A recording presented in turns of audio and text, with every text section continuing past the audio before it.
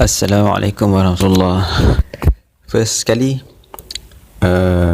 price ataupun harga ni dia akan sifat dia naik dan turun. Tu kita kena ingat selalu. Okay, baik.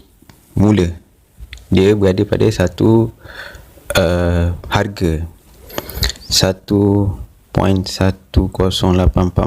Jadi kita tandakan garis ni tanda ni lah, ini adalah garisan.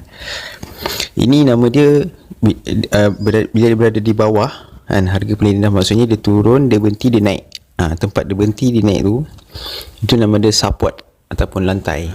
Dia akan naik, kemudian bila dia akan naik, dia akan sampai satu tahap yang sama yang dia pernah capai sebelumnya. Dia berhenti situ, dia turun. Jadi ini nama dia adalah resistance ataupun halangan. Ini adalah data. Ini kita sedang mengumpulkan data. Baik, apa berlaku seterusnya? Dia akan turun balik. Dia akan turun dan dia berhenti kat situ. Ini adalah support yang kedua. Jadi kita kena kumpulkan data. Okey, data ni penting. Data ni kita nak guna dia untuk banyak perkara, terutamanya untuk buat duit ataupun untuk mengelakkan daripada kehilangan duit.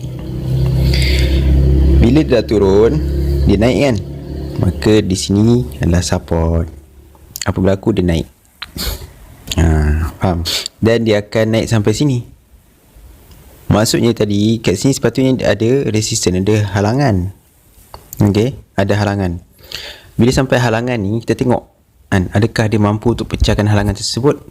Kalau dia mampu pecahkan, maka dia akan terus naik harga ke level yang sama yang dia pernah capai sebelumnya. Itu memang sifat dia. Kalau dia sekali dipecahkan halangan resistance, dia akan naik, dan sekali dipecahkan support, dia akan turun. Kalau tak pecahkan, maka dia akan lantun ke bawah. Macam tu juga kalau harga tu dia sedang turun, dia sampai kat harga support tadi, lantai tadi, dia tak pecah, maka dia akan naik atas. Okay? Itu konsep dia. Kita kena faham konsep. Okey, baik. Tengok perkara yang kedua ialah dekat sini kita tengok antara support 1 dengan support 2. Dia support 2 ni dia lebih tinggi daripada support pertama. Itu perkara yang memainkan peranan. Support yang kedua lebih tinggi daripada support yang pertama. Kemudian bila dia dah pecah, dia dah naik atas ni, dia turun. Sini dah support ketiga, pun kita tengok dapati support ketiga lebih tinggi daripada yang kedua. Okay, ini nama dia sedang menaik lah, uptrend. Okay, baik. Jadi kita sambung lagi. Tengok. Okay, bila kita dah dekat sini kan dah ada support, so dah ada resistance, maka kita kena plot lah. Untuk kita biasakan kan. Jadi nak plot ni sama ada boleh dekat atas jarum tu ataupun dekat dia punya body. Ni maksud saya, ni kan candle, dia ada jarum atas bawah. Garisan tu, garisan line ni, kita nak letak betul-betul dekat dia punya line sini boleh, ataupun dekat jarum dia tu pun boleh. Faham Jadi ada beberapa data yang kita tengok. Pertama, bila dia breakout, dia akan teruskan kenaikan. Itu satu. Yang kedua ialah tengok dia punya support kedua dengan pertama, ketiga dengan kedua. Adakah dia makin tinggi ataupun dia sama ataupun dia makin rendah. Jadi kat sini dia makin tinggi. Kemudian seterusnya, bila dia macam biasa, bila dia break, dia dah pecah ni, maka dia buat apa? Dia akan terus naik.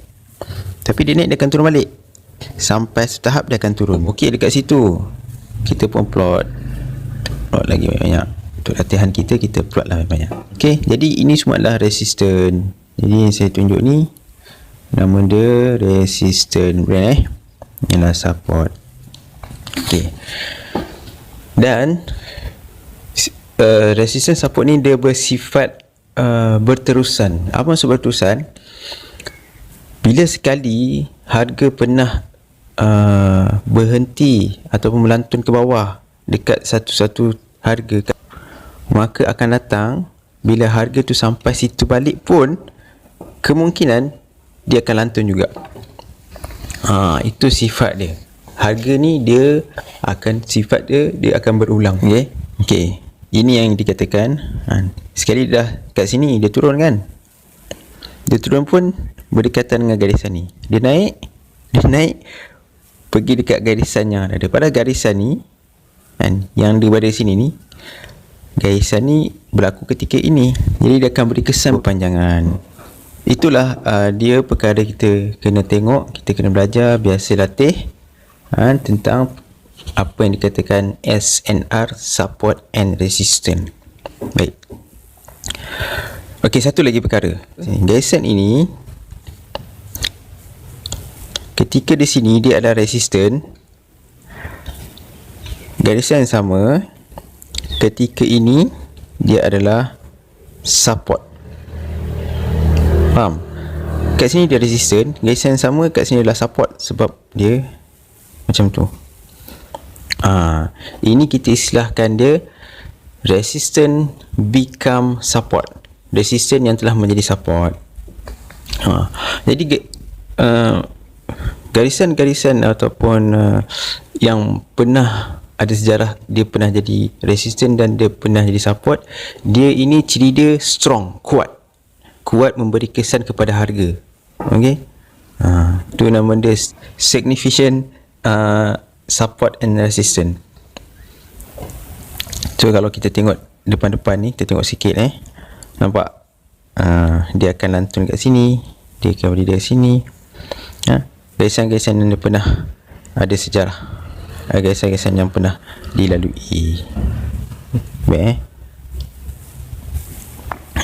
Okey, setakat itu saja. Assalamualaikum warahmatullahi taala wabarakatuh.